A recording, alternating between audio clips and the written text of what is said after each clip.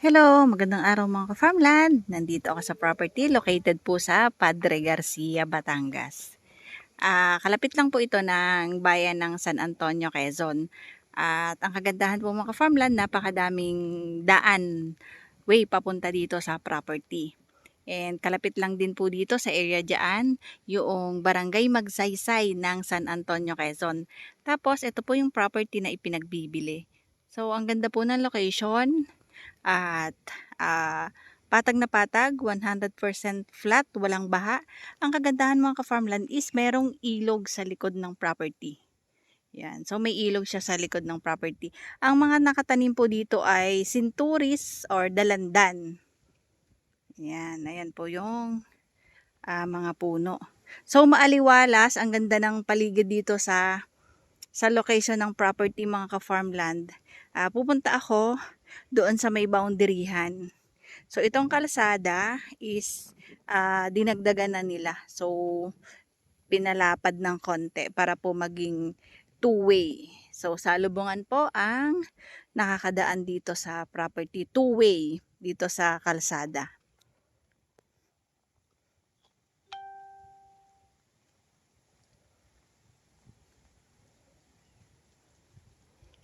Ayan. Sakupayan ng property. Ito po ay 1.2 hectares. Dalawang titulo po ito mga ka-farmland at clean title po ito. Yan. Hanggang dun pa po. Sa may lampas pa ng sasakyan. So, estimated po na frontage po nitong property ay nasa 100 to 120 meters po ang haba na naka-front niya dito sa kalsada. So, ito po yung kapaligiran dito. At kasalukuyan po yung dinodrone shot ng ating piloto. So, ayan po yung linya ng kuryente. Malakas po ang signal ng internet connection. At mayroon din pong source ng tubig. May signal po ang cellphone. So, anytime pwede pong tumawag, mag-video call. So, nandun po yung ilog. Ito po yung boundaryhan. May bakod po. May way po dyan. Papunta po ng San Juan, Batangas. At ang kagandahan dito sa property, napakalapit po nito sa Manila. Mga 2 hours drive lang po from Manila. So, nandito po yung boundaryhan ng property. Ayan. Padiretso doon. And papunta doon. Nakakatuwa mga farmland. Ang ganda dito. Napakaaliwalas dito ng kapaligiran.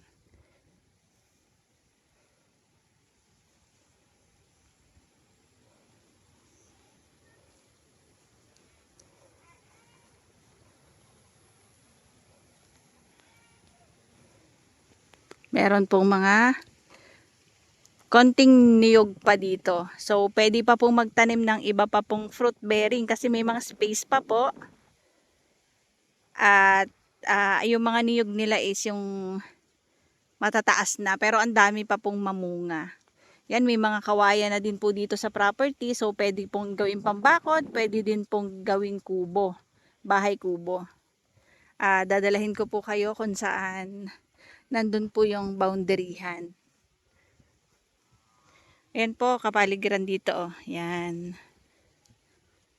May mangilan-ngilan naman pong kapitbahay. Kasi dito po mga farmland, kanya-kanya po ditong farmlot. May tindahan po, may grocery store po sa harapan. And may mga bahay din po doon. Pero sa area po dito, eto pa lang po. Tapos nandito, yan po, farmlot din po kasi yung katabi. So para po sa mga client natin na naghahanap po ng along the road na property, isa po ito sa maganda para sa inyo. Maganda po itong investment and ang kagandahan po ay may titulo. Dito po ito located lang po sa Padre Garcia. Ang presyo po nito mga farmland ay 1,200 pesos per square meter. So, pwede namin kayong itirekta sa may-ari ng lupa about po sa negotiation ng presyo nitong property. 1.2 hectares po ito, more or less po mga ka-farmland.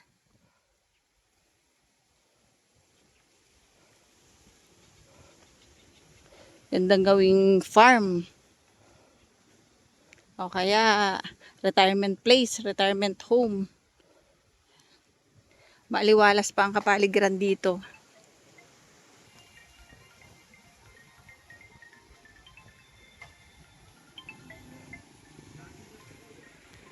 Ayan. So, ito mga ka-farmland, nandito po yung boundaryhan sa may gilid po ng bahay.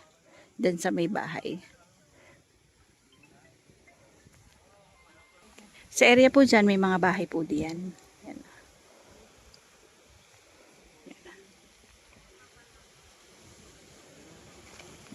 So, papasok na tayo dito sa loob ng property. At ayan po ang linya ng kuryente.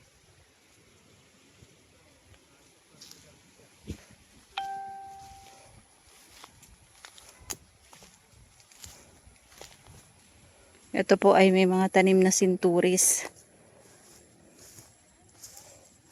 Pag tag-sinturis po, ito po ay may income. Pero nakadepende po sa inyo. Pwede naman po magtanim pa po ng iba pa pong prutas.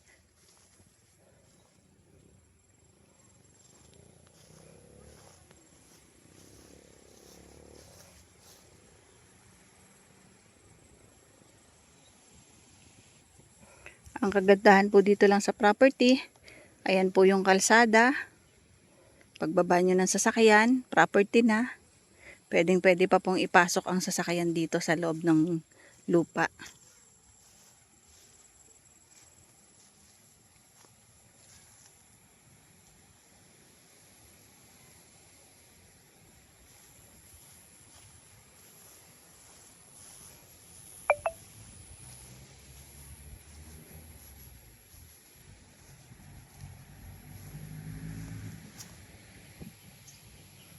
Nandyan po ang ilog. Susubukan po nating babain.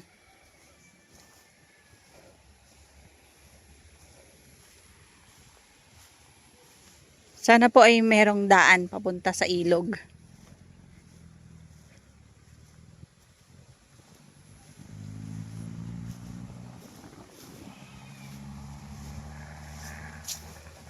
Ay siya. Parang masukal. Titingnan ko dun sa kabila kung kakayanin kong makapunta dito sa may ilog. Try ko po.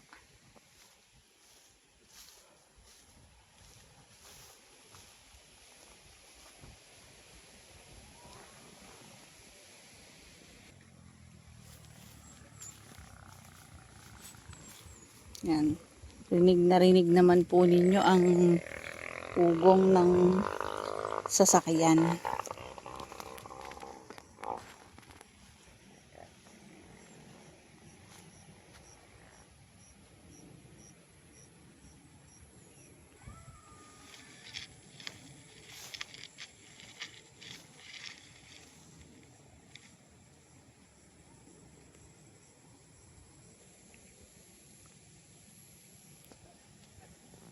So, ilang minutes lang po ito sa San Juan, Batangas at saka po sa Laia. So, kung gusto pong mga mag-beach dyan sa Batangas, more or less po mga 25 to 30 minutes lang po ang layo.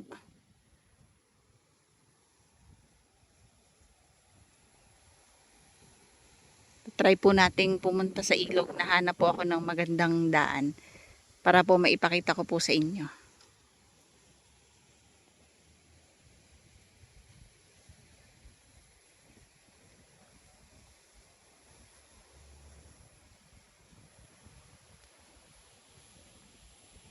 Mga ka-farmland, kung sakali man po na hindi ko mababa ang ilog, i-drone shot na lang po mismo yung sa may ilog para po makita nyo din sa video kasi yan mas mataas pa po yung damo sa akin.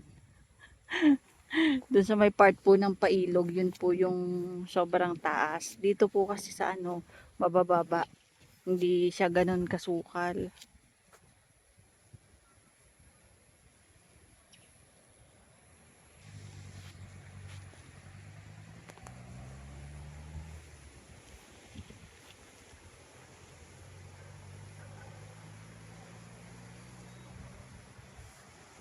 Yan. Kung mapapansin nyo, dito sa area na ito, madami pa pong pwedeng maitanim, pwede pa pong siksikan ng rambutan, ng mangustin, at kung ano pa po yung mga prutas na gusto nyo pong itanim.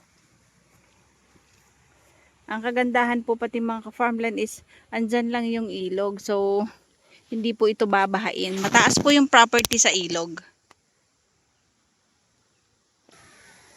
Yan, mga ka-farmland, wala yata akong makitang pwedeng daanan ko pababa sa ilog. Meron na nga akong hawak na ano.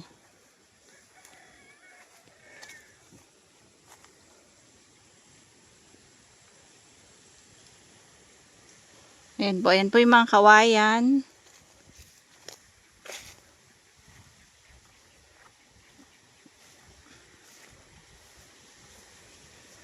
Ito po mga farmland ay 2 titulo. Kaya lang pares po binibenta. 6,000 square meter po ang kada title. Yun, mukhang dito yata ang daan. Yan, sige, subukan natin. Tabi-tabi po.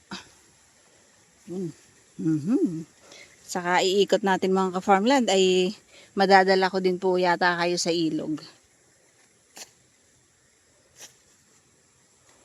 Yan, tayo po ay may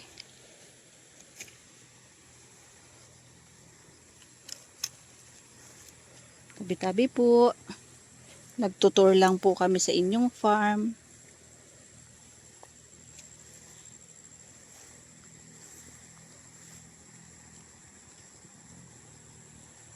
Mga farmland, naririnig ko na yung lagaslas, pero hindi ko pa po makita. Wait lang po. Ayun. Kita ko na pag nandito ako sa malabo yung tubig ngayon kasi po umulan. Ayun, kita ko po dito sa area. Ayun po.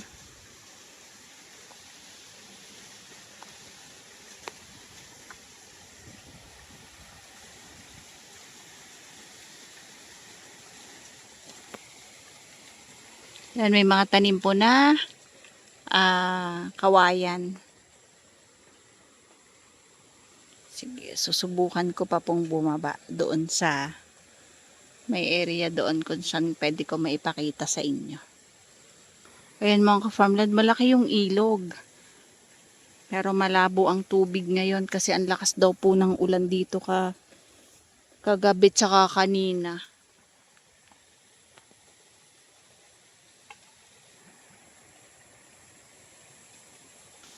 Ayan, so dito po ako sa may area kung saan nandito yung kawayan, tabi-tabi po. Ayan, medyo madamo na dito. Yung ating guide.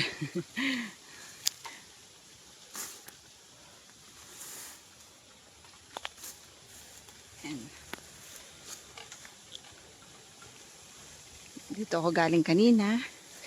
So, sundan lang natin yung mga daang tao. Daan ng tao. Ayan. So, kasi sa area po dito, taas pa sa akin ng damo. Hindi pa po natatabasan.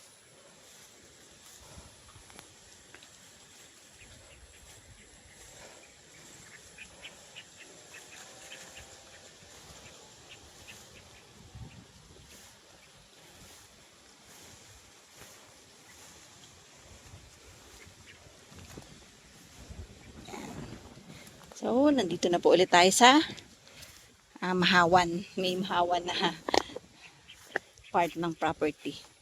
So, nagtatabas-tabas lang po kasi hindi pa po tapos. Yan, hanggang dyan po. Yung boundaryhan po, may bakod po yung may mga saging. Outside na po ng property yon.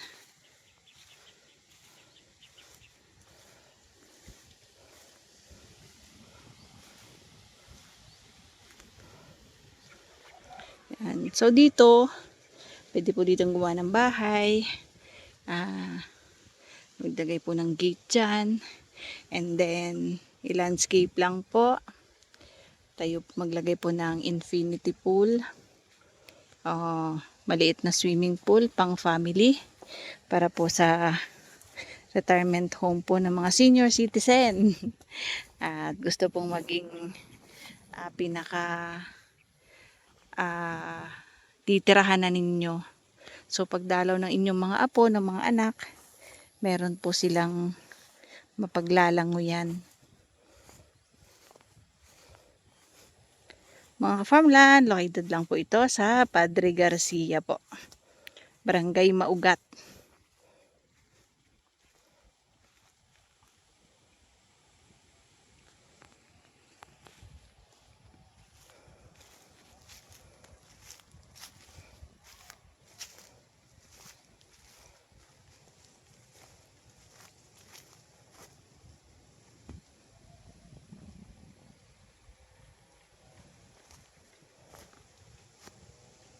Ito po yung kalsada. Yan. Diretso doon. Estimated nga po na haba ng frontage niya sa kalsada ay 100 to 120 meters frontage po. Yan. Babalik tayo dun sa may harapan sa kalsada. At si Mr. Ka-Farmland ay yaot ito na. Hindi siya sumama sa akin sa loob. Hindi niya nakita yung ilog.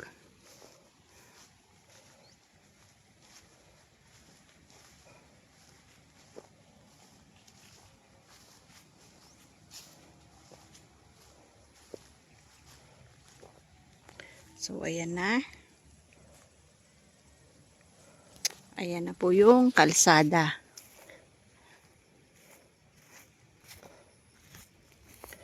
Inuulit ko mga ka-farmland. Ito po ay 1.2 hectares po, more or less. Clean title po. Titulado. Along cemented road. Two-way po, 2 lanes. Ito po ay located po sa Padre Garcia. So, ayan po yung kapaligiran. Patag ang property, hindi po binabaha. May ilog sa likod, boundary po ng property. Ito po ang presyo po ay 1,200 pesos per square meter.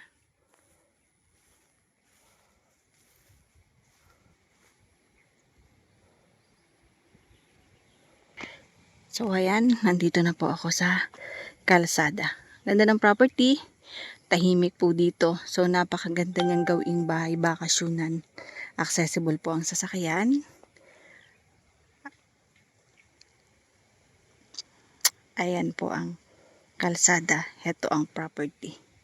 So mga farmland, inuulit ko po. 1.2 hectares po. 1.2 per square meter. Pwede namin kayo i-direct sa may-ari ng lupa about sa negotiation ng property na ito. So, paano mga ka-farmland? Bye-bye po. See you for the next videos. God bless po sa ating lahat. Maraming salamat po sa aming followers, viewers, and subscribers po mga ka-farmland.